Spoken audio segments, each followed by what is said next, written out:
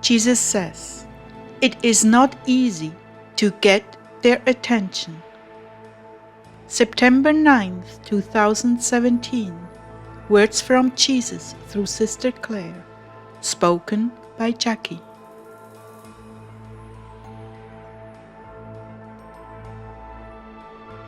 Jesus began, "Your prayers are powerful. I chose to wait until you prayed the Divine Mercy Prayer before I began speaking to you, because it was very important to me. Don't be disheartened, Clare. I have not misled you. And do not be swayed by everything you hear. You are dealing with a very corrupted source of information on the internet, and I still prefer you not go looking at those deliberately tantalizing headlines."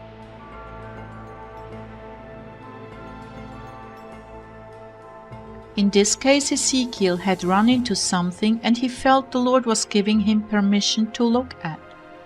But when he told me, I was very upset, and it was very contrary to the direction Jesus had ordained for us. So I thought, great, am I misled or what?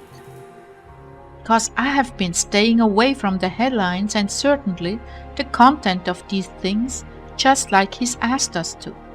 But Ezekiel got into something that troubled my heart. What have you to say about that source, Jesus? Don't go looking there. Keep your channel of information pure through me and those I might bring to your attention. But I would rather you press into more prayer here and learn directly from my hand those things which are necessary for you to know.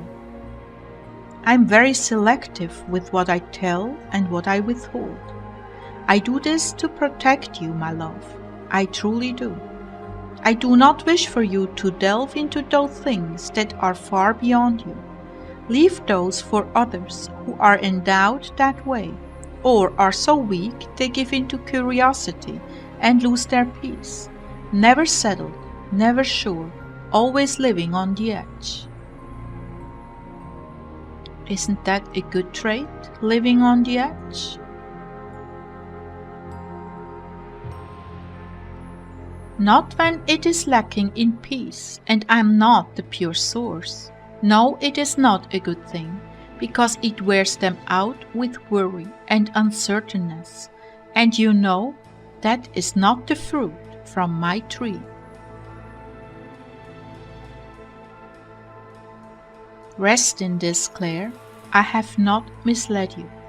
I work differently with different vessels at differing times. I also set apart groups to be specifically and exclusively mine. The burdens I release to them are tailored according to their strength. To begin with, you should not base your information on what you see alone. There is so much going on that is not seen, but this is an hour of trial for America with natural disasters. You can lessen these through your prayers and fasting, my dear ones. Please, whenever you see those going through trials, immediately commend them to me in your prayers, for that could be you. Much prayer has gone up over the hurricane, much prayer. Continue to pray for the path it takes. It could be numbered with the worst storms in history, but your prayers can also weaken the storm. It is driven by wicked men and demons. It is allowed as a chastisement for the nation, for I'm calling all men and women of this nation back to me on a new and deeper level. Many hearts are far from me and cold.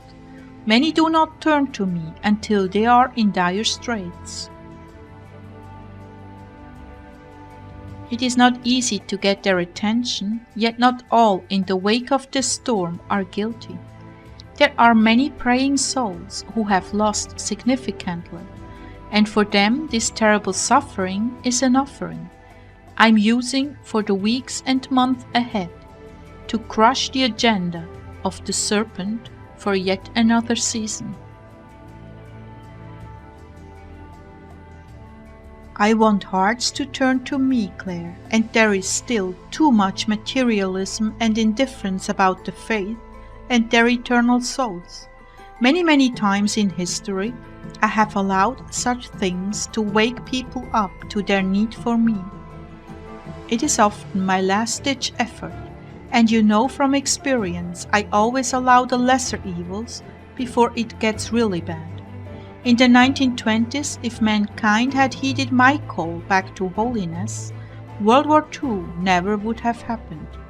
And even now, you are in much the same place on the brink of the war of wars.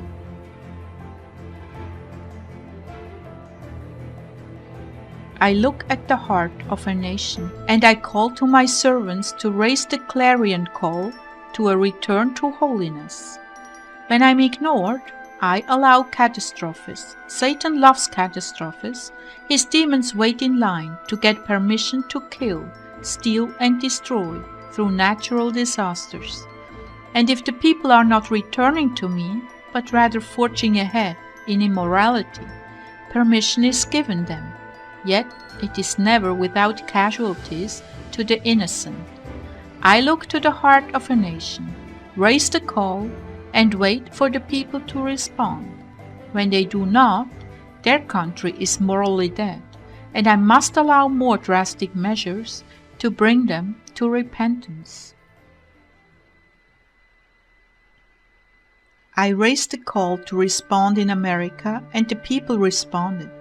But you are yet full of immorality and excess, while others in the world are deprived even the basic decencies of life. That is why it is so important for you to continue to give to those countries humanitarian aid. When I see your hearts lit up like a candle for others in distress, I also rejoice that each day you are becoming more like me. Let your hearts, my people, be like my heart. But back to the issue at hand. You are seeing more and more unrest and natural disasters because the planet truly is responding to the end times condition of nations and sin. Charity covers a multitude of sins, and this is another force that is preserving America. She has many wealthy who are supporting the poor around the earth. And as she grows in economic security, I will be asking even more of them, who listen for my will. When I entrust money to a soul, it is because they listen to me when I ask sacrifices of them. Many of your heart dwellers have been given very precious graces, because they care for you and the causes you have mentioned to them. This pleases me greatly, because they are becoming more well-rounded in holiness, and will certainly not lose their reward for their kindness and enduring faithfulness.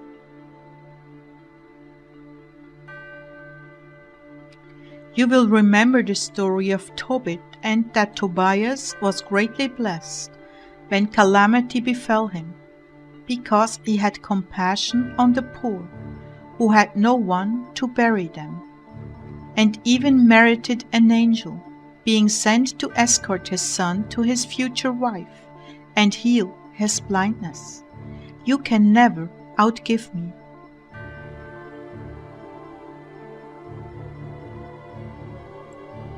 But because of your goodness, America, far less has happened to you than was planned. Through giving and reformation of your government, you have bought more time for your nation.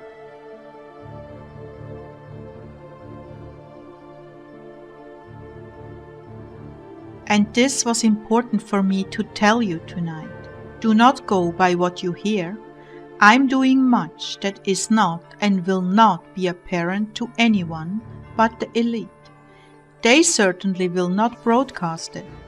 But nevertheless, I have told you, I'm going to make the decisive blow on this corrupt brood of vipers, and there will, all of a sudden, be less pressure on the good in this nation, because they will turn inward to rebuild. Many key members will vanish and be no more. Oh Clare, I will never leave or desert you. I'm always here for you, always and forever. You are in the midst of a very intense battle against you right now. Your angels are working overtime to protect you and your family and the prayer warriors. You have many faithful ones who love me with their entire beings. They know my voice, and they know you are my faithful mouthpiece. Nevertheless, the battles you are all going through are very intense. Always pray for your angels and thank them profusely for protecting you. You will know when you are under attack because you will feel a vague but strong sense of turbulence and insecurity. Attacks against your faith become most severe at these times.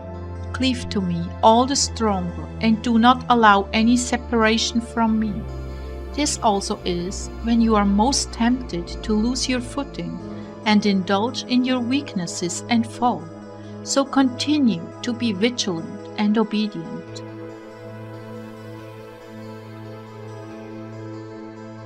I am coming soon, my brides. Do not take your eyes off the prize. I am coming soon. In the midst of all these events that are threatened or real, in the midst of it, remember, these are the true birth pangs of my coming. Do not lose hope because you are so close. You must keep your swords in the scabbard, yet ready for battle, while you build on the things I wish for you to do with your gifts.